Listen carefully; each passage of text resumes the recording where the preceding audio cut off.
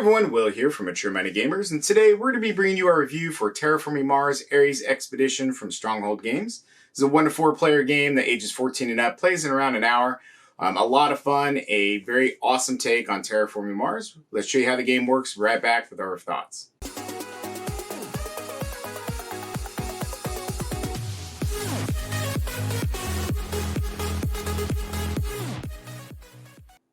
So here we have Terraforming Mars Ares Expedition set up for a 2-player game. Now this game does seem like it has a lot going on with all these different tracks and tiles and locations on these player boards, but it's actually quite simple. So first off, players are going to be starting off by choosing a corporation to play as. Each corporation has some different abilities. You've got, each player is also going to be getting 5 different phase cards. You're going to have a pile of tokens like the copper, the silver, the gold. You're going to have these tokens over here for the forests, as well as the terraforming tokens here, the water tokens. This track is really where your victory points are. You've got your oxygen your temperature, and you got your oxygen here. And then on these boards, you've got basically what the value is of when you produce what you're going to get. So that way you're going to be able to collect the amount of resources in each location on the board. Now, the one kind of problem I've got with, again, the same problem that I had with Terraforming Mars is these player boards, they're not recessed. So when you've got these tokens sitting here, these little cubes, then these can pretty much slide all over the place. So the game is played over a series of rounds. Now, these rounds are broken up into several different steps. First, the planning phase. The planning phase is really where each player is going to choose one of the 4 steps that they're going to do, or the actions they're going to do for the turn. Players are going to simultaneously kind of secretly choose these, placing it in front of them. The other player is going to pick one as well. And then when you do the reveal, then players are going to be able to only do those phases. Now, if you chose the development phase, then you're going to be the one that gets this bonus. If you chose the action phase, you're going to be the one that gets this bonus. If both of you had chosen the same phase, the same phase, to make sure I get the right card. If both of you had chosen the same phase, you're both going to get the bonus. Now, that doesn't mean you're going to resolve this twice. You're really only going to resolve once, but you will each get the bonus. Now, what do each of the stages do? Well, first off, let's talk about the development phase, where each player is going to be able to play a green project card. It's like, wait a minute, Will, what is a project card? The game does come with a huge pile of projects that are red, they are blue, they are green, and there is a absolute ton of them. If you're familiar with Terraforming Mars at all, then you already know that, there was tons of cards in this game, and it is not different with Ares Expedition. Now, this game does remind me a lot of Roll for the Galaxy, in a way, as far as like Race for the Galaxy, where in those games, you're going to have these cards that are going to be able to do different actions. So let's go back to the development phase. So the ability for this one is each player may play a green project card. Well, if you have a green project card, so let's grab one of the projects that's a green one here. And let's talk about this one. So this one's Balanced Portfolios. To be able to play this, you've got to be able to pay the cost in the top left corner, okay? So this one's basically going to be the value here for currency, where to be able to play this, you play and you pay 8 gold. You put this out in your zone, and you're going to be able to do this at the end of the game or during your actions. So this one here requires you to spend 1 TR when you play it, and during your production phase, this produces 3 MC. So really what does that mean is if this is in phase 4, then you know that during phase 4 or a production phase, you're going to be able to gain 3 currency every single time that a production phase occurs. So the green ones are more of the cards that are going to be your building blocks for advancing and managing your engine, your game engine, if you will. And then again, at the bottom, the bonus, if I play this green card, I'm going to be able to gain 3 PMC less than the card you play this phase, so this actually would only cost me 5. The second one we're going to talk about is the construction phase. For the construction phase, the primary ability is each player may play 1 blue card or 1 red card.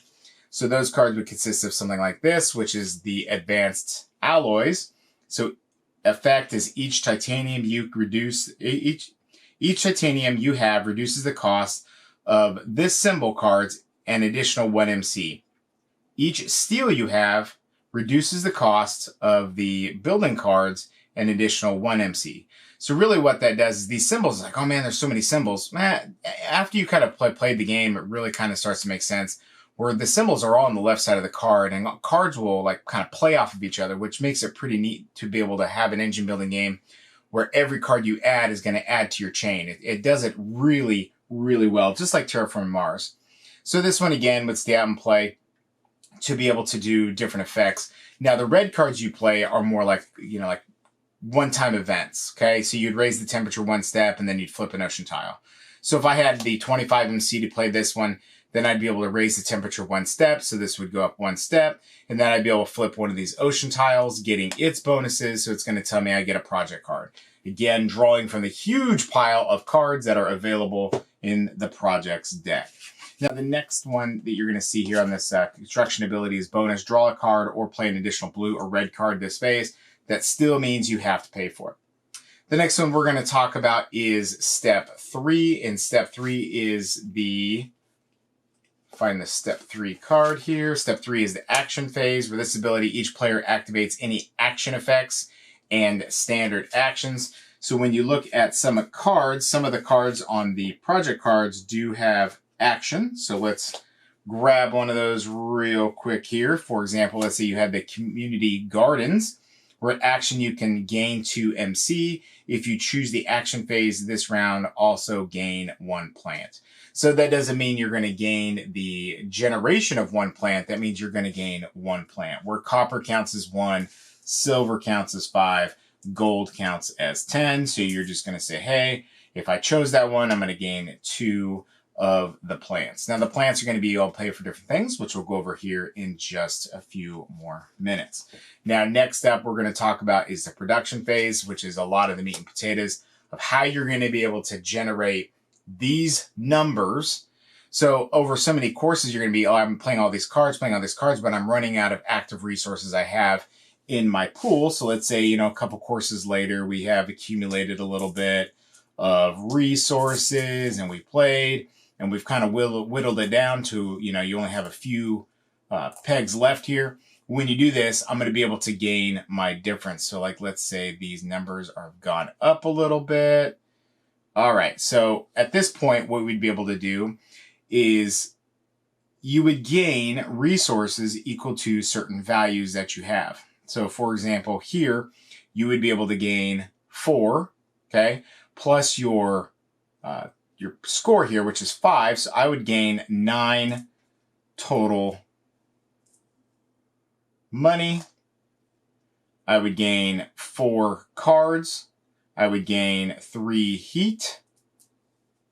So I draw 3 cards from that one from the deck. Good there. And then for here, I would gain 3 of the finest plants. Okay. So after you've done that, you're going to then, if you had played this card, this was your card that you had done for the phase, was going to be gain 4 MC. So again, you would gain an additional 4 there. Okay. So next up, we've got the step 5, which is going to be the research phase. Research phase is all players draw 2 cards and keep 1. This is a way you can get cards in your hand. You can draw an additional 3 cards and keep an additional 1 card. So that's going to be draw 5, keep 2. So it's a way you can kind of go through this deck. Now, this deck does seem to go through pretty quickly. And again, there are tons of cards, but with players drawing and discarding and using and playing, I mean, this deck does whittle down. However, once this deck is out, you will reshuffle. Play is going to continue like that until 3 conditions have been met. You've got your oxygen raised all the way up, you've got your temperature raised all the way up, and all of these water tiles have been flipped over. Now, some of the other things you can do when you are wanting to spend your money is, for example, here you can pay 20 of the production, the coins, the currency to be able to get a plant token. Plant tokens here are worth victory points at the end of the game. You can spend 14 to raise the temperature up. You can spend 8 plants here to gain a plant tile, as well as pay 8 heat to raise the temperature up. And then you can also pay 15 coins to flip a water tile over. So different ways that you're going to be able to spend your resources playing these cards, using these abilities kind of like building your engine, having a huge engine going on your play area, ready to tackle the next environment. If you are a fan of Terraforming Mars, Race for the Galaxy, Roll for the Galaxy, I really think you're going to enjoy this game. Let's go back up, talk to you about it a little bit more. Right back. So first off, I want to talk about the quality of the components. There are a ton of cards that you get in this game, especially for the price. I think it's absolutely outstanding. All of the cards are linen finished, which is fantastic. The rule book is linen finished. The boards are awesome. The biggest problem that I've got with the boards and everything is the fact that they are not recessed player boards. Now, I mean, even in the original Terraforming Mars, that was a problem. And you bump the table, things slide all over the place. And you've got, well, I don't remember how many points I have. What's my generation in this game? You've got a lot of moving things that happen all the time. And if something gets hit, it's just nuts. Now, there are a lot of like aftermarket accessories you can buy with the original Terraforming Mars. And that was a big thing. I'm not sure why Stronghold didn't go ahead and just include recessed player boards with this, unless they're planning on maybe releasing some add-on accessories later for this game. I'm not really sure. I haven't seen that yet. But I think that was really the only miss that I can think of. I'd gladly pay an extra $10 for this to have that recessed player board. Really, to be honest with you, that's really the only problem with the production. Other than that, it's absolutely amazing. I mean, there's so many cards and each one has different unique art, different abilities. I mean, I really feel like every time you play, you're not going to be able to build the same engine or even something similar. So you've got to come up with different strategies to make your engine work for you, to be able to have the most victory points at the end of the game.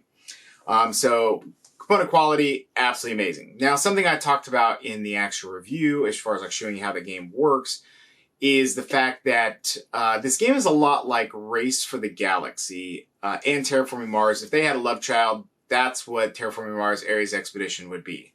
It has a lot of the same mechanics as far as like choosing the phases. Every player is going to be able to do those phases, and it takes the idea with Terraforming Mars, and you're going to be building this engine to try to terraform a planet. I think this makes for a more streamlined, faster version of Terraforming Mars, where you have it's less area control, which some people may like.